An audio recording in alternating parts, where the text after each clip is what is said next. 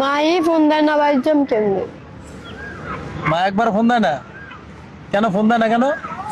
বিয়ের আগে কত কিছু করতো, মা কত ফোন দিত, টাকা পাঠাইতাম কামের থেকে কাম করে, তখন মার কাছে ভালো ছিলাম। এখন বিয়ে হয়ে যাওয়ার পর থেকে এখন মায় খবরও নেয় না, খোঁজও নেয় না, কেমন আছি কি খাই। আসলে দুনিয়াটা অনেক জনে কয় না যে মার মতন আপন কেউ নেই, এটা সত্যি না। মার থেকে স্বার্থপর কেউ হয় না। আগে কাম করে খাওয়াইলে মারা মিনিটে মিনিটে ফোন দিত, টাকা পাঠাইলে মায়ের রান্না করে খাইতো। টাকাও দিতে রে নন মার কাছে, আর ভালো না।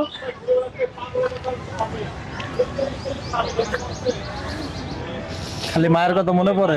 দেখেন দর্শক, কেমনে করে মেয়েটা ঘুমরে ঘুমরে কাঁদছে, আর চোখের পানি দেখেন কিভাবে পড়তেছে। তোমার তোমার দেশের ভাই কোথায়? তো বললাম বলা কোন জায়গায়? বললা সর্বজন চর ফ্যাশন।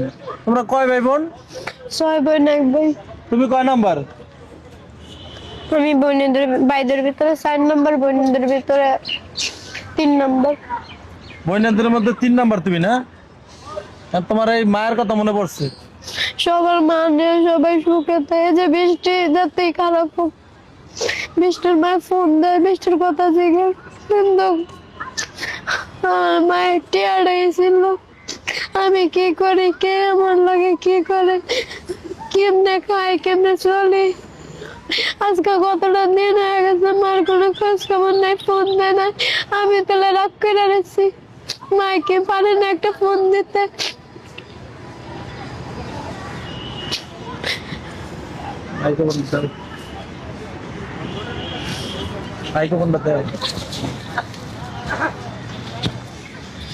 দর্শক, তো তার মায়ের জন্য কাঁদতেছে।